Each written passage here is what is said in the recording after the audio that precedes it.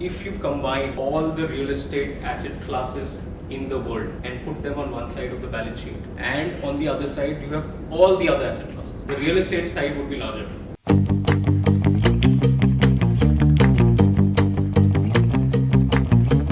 It's not impossible and it's not very difficult also. If you are at it, you will be able to crack it. So I was a generalist. I did sales and marketing, strategy. All of these things probably helped me become a more rounded professional for the industry. First job after the MBA is just the starting point. Within a period of 5-7 years, you will be where you deserve, frankly. The most defining point of your career is you being in XLRI. Once you spend 2 years here, you are necessarily branded for life. All of the transitions that I have done in my jobs have been purely through Excel network. Networking amongst Excelers is your best game plan. What an absolute pleasure to be back on campus. When you guys pass out and you come back, you will have similar feelings. A lot of memories come back once you visit the campus after such a long period of time. What an absolute pleasure to be back on campus. I think when you guys pass out and you come back, you will have similar feelings. A lot of memories come back once you visit the campus after such a long period of time. So I want this to be more of an informal session. Don't consider this to be a corporate presentation or a meeting. I'm here in my capacity as a senior and not as a corporate recruiter. So I'll not be judging any of you. There's absolutely open field to ask any questions. No questions right or wrong. And though I have a structure in place, I'm happy to go along in an unstructured manner. If you have questions in particular sections, feel free to stop me. If there are certain sections you want me to go in detail about, you tell me. We can go in detail about certain sections. So I'm open that way. Right? When I interned at Asian Paints, I was told that it is a brilliant company. Why would one leave a PPO from Asian Paints? So I took that up, and frankly, during my experience at Asian Paints, I actually felt that it's an organization that you want to be in. It's an organization that you would want to build a career in, and it's an organization that would take care of all your aspirations as an MBA, right? But I frankly had other plans. Then I had a short break after Asian Paints. I worked there for about 18 odd months. There was a entrepreneurial bug, so I joined a startup which was founded by my roommate from Excel. Right, so the startup is called Vista Rooms. It's still operating. They're into luxury villas. So I did a short stint there. Right, so post MBA, my first 2 years I would say were more of dabbling in things, trying to understand what I want to do. Then I had gone into an industry which I knew I wanted to be in. Right, so there are multiple facets to any job that you take. You either look for an industry, you look for a role, you look for a location. Right, these three things are that typically all of us would be looking at. So I had very clearly identified an industry that I wanted to be in, which was real estate, because of some family background that I had in the market. Right, I had identified that I want to stay in Mumbai as a location. So these two things were there with me, right? So the third thing was about what specific role I'm getting into, right? So that was not of my choice to begin with, right? So I went on as a generalist. In the first 4 years of my career, I was a generalist. I did sales and marketing, I did strategy, I did sales strategy, I did corporate strategy. So all of these things probably helped me become a more rounded professional for the industry, right? So once you have that and you have the base of what Excel provides you in terms of finance pedigree, you can easily get into a finance role, right? So post that, I shifted into a pure specialist role. What I do currently at Tata Realty is I am the transaction lead for large land and project acquisitions. So we acquire large assets from the range of 500 to 1000 crores and do the investment first, then develop it, and then lease it out and sell. Right? So It's purely a transaction slash M&A role. Excel is where I learned finance. Right? Frankly, I'm an engineer. I did my engineering in IT. I had no clue about what is valuation. I had no clue what is costing. I had no clue what is accounts. All of that backing comes from your learning that you're doing here, right? That's one. Second, all of the transitions that I've done in my jobs have been purely through Excel network. Networking amongst Excelers is your best game plan, right? Once you spend 2 years here, you are necessarily branded for life. Don't be very restricted by the field that you've chosen. You need to be an expert in what you do, right? You must be a marketing or a strategy graduate right now. You will have to pick up the finance bits of it to become, let's say, a successful leader in that field. So it can't be that you don't have the knowledge, but still you become an expert. That will not happen. You'll have to pick up those skills. It's not necessary that you need to pick up those skills right now, but during the journey you'll have to pick up those skills. Otherwise, it will not be value adding to the organization, and hence you will not be able to progress. It is slightly challenging as compared to those who have finance, but it is not extremely difficult. It's not that. When I say real estate, it entails a lot of things. To us, what is visible typically are apartments or probably offices. These two are something that we view as real estate, but the gambit is quite large. We have residential. Within residential, there are multiple categories. You have villas for which lands are sold. You have apartment buildings. You have managed residences. You have student housing. You have senior living. So all of these form a part of residential. So residential in itself is a vast asset class, one of the largest asset classes in the country, right? And this is an asset class which is not very sector specific or geography specific. In all cities that you go, you will have this asset class definitely present, right? Just as an overall point, this is a data point that I read somewhere, that if you combine all the real estate asset classes in the world and put them on one side of the balance sheet, and on the other side you have all the other asset classes, equities, gold, other commodities, all of those put together, the real estate side would be larger. So that's how big real estate is in the world. Within India also, real estate is quite a large industry. It's almost a $200 billion industry per year. So the only challenge that has been there with the real estate industry has been that it has been unorganized for a long time. Right? It's very region specific. You will have certain players who are operating in those cities. You don't have a lot of large pan-India players. All of that has been changing in the past 5 to 7 years. Right? So on the asset classes, within office also there are multiple asset classes. You have IT parks, you have commercial offices, you have SEZs, you have non-SEZs. You have managed workspaces, which is the WeWorks of the world. Then you have retail, which is your malls, high street. The three asset classes on the bottom are also a part of real estate, right? You see a lot of warehouses, you see a lot of land being used for manufacturing processes. All that comes in industrial and logistics.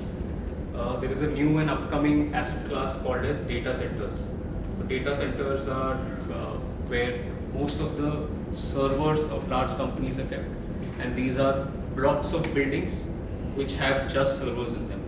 And this is an upcoming asset class, especially in India right now. And of course, you have hospitality, where you have hotels which are either owned directly by the companies, or there are hotels which are owned by landowners or developers and which are managed by the hotels. So you see, it's a very vast business. You have players who are concentrated in certain specific asset classes within these, and within these also you have very geography specific players which are there. And so it's a very fragmented market. It's not that you have an equivalent of an Asian Paints where 65% of the entire market is owned by one company. That's not there.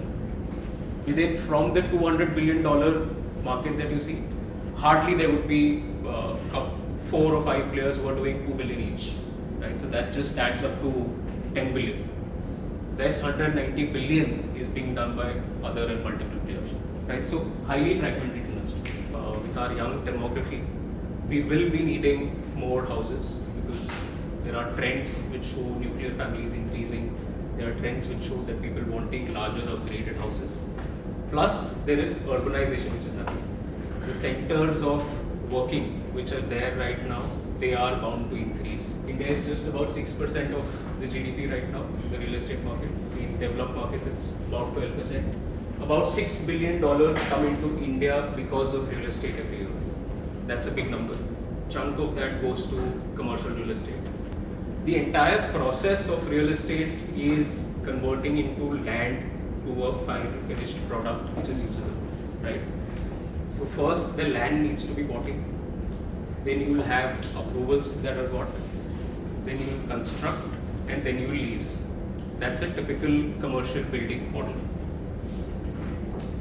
As you go from top to bottom, your risk decreases.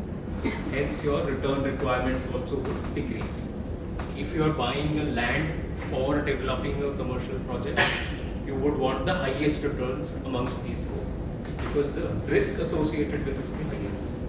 क्या अगर आपके approvals नहीं आए तो आपका land का पैसा पड़ा रहेगा. आपने अप्रूवल्स ले आए बट आपने कंस्ट्रक्ट नहीं किया टाइम पे, then you will have a lag on your equity. You got your approvals, you constructed, but you were not able to lease. That again will push your inflows to a later date and hence again change your returns.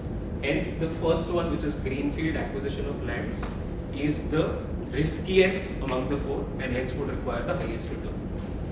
Second is you're buying an under construction asset, so आपकी कुछ risk कम होगी, you can buy it at a lower return threshold and so forth, right? So easiest of the acquisition I would say is to do a completed leased building because you know that you have your revenues tied in. There are contracts in place with the tenants. There is no construction risk, there is no approval risk, there is no land related risk. Constructed, you first design it, then you build the asset, then you fund the asset, you operate it for a limited period of time where you are earning your revenue. After that, you transfer it back to the authority. That's how most of the infrastructure projects go, right? Those are limited life and hence you have to assume that there are no cash flows that you will earn after a specific period of time. In these kind of assets, the best way to value them is a DCF, right? A DCF of the specific period because you know that there is no terminal value attached.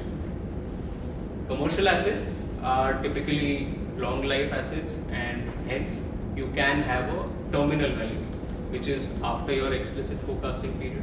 You can have a cap rate based model where you cap your NOI at a particular percent and get the value. Right? So this is the broad difference between infrastructure asset versus a commercial real estate asset. Now there are various business models at which people operate. All of this is done to manage your risk and B, manage your returns. So it's all a risk return profile managing business. You can get into a joint venture with your landowner. So the most important asset for this is land, right? Which is a limited asset that we have in the country. You want lands in specific locations, which are again very limited. So the land costs in the past few years have skyrocketed. So you need to manage your outflow at the beginning. So you do a joint venture where you say, okay, you give me the land, to pool in the land in the company, I will do the construction. Both of us would be, let's say, 50-50 partners. We'll earn the revenues. That's joint venture.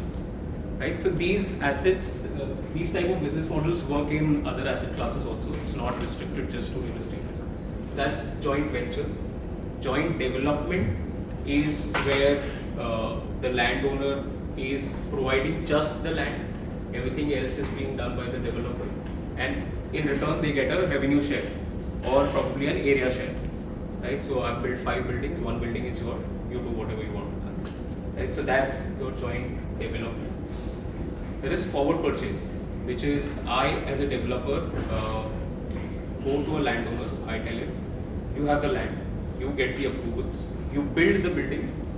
After you've done that, I am ready to buy your asset at an X price. That's a forward purchase model. Basically, you're defining today that after 4 years, when you've completed the building, I have tied in the price, I'll buy it that. It's a forward rate contract that you do in other asset classes as well, right?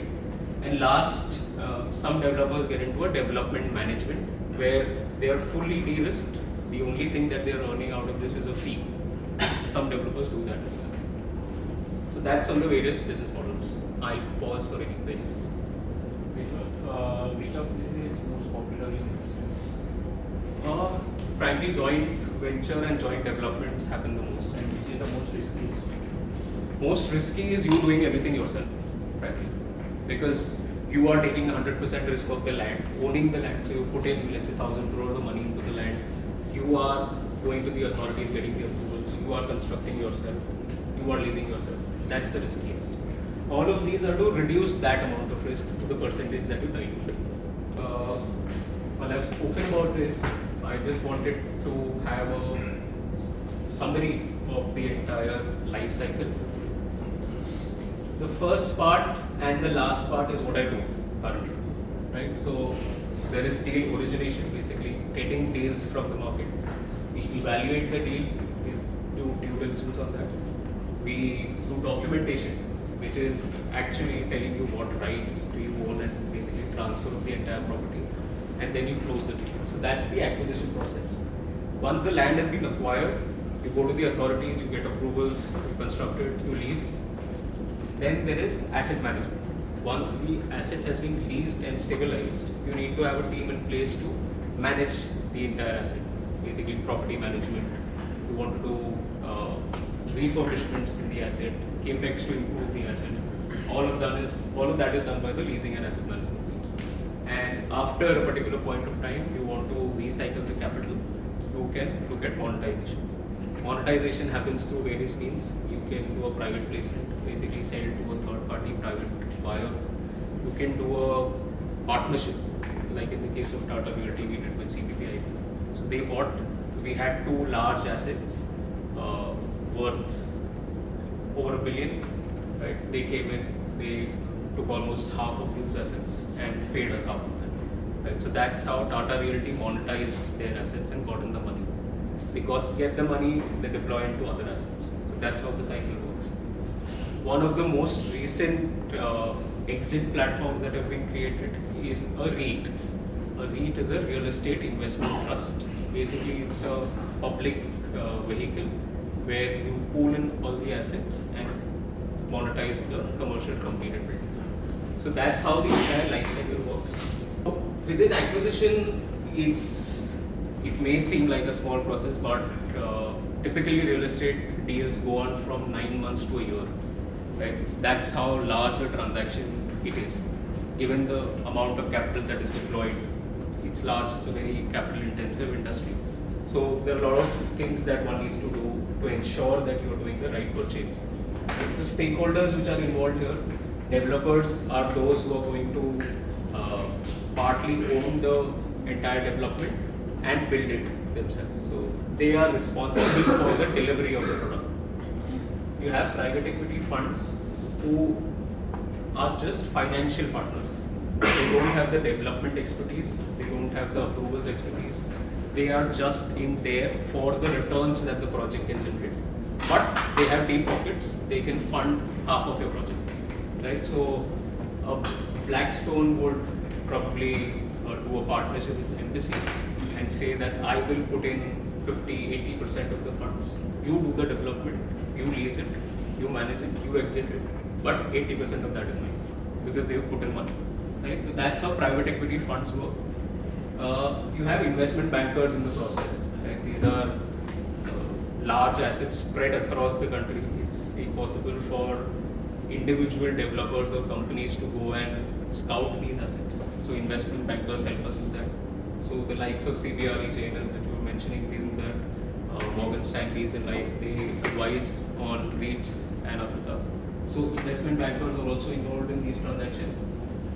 And given the complex nature of these transactions, we need to have external advisors come in. They advise us on how the deal needs to be structured, what are the nuances that one needs to take care of, what is the kind of documentation that one needs to do. So all of these are done with the help of external advisors. So this role is more of a deal manager and deal closer rather than himself being a deal expert, right? So I can't go and draft the document myself. I can't go and create the best transaction structure to save tax, right? So all of that is done with the help of advisors. But the entire onus of the transaction remains on the transaction team. So managing all of these stakeholders is something that you need to do efficiently and to ensure that everyone is on board.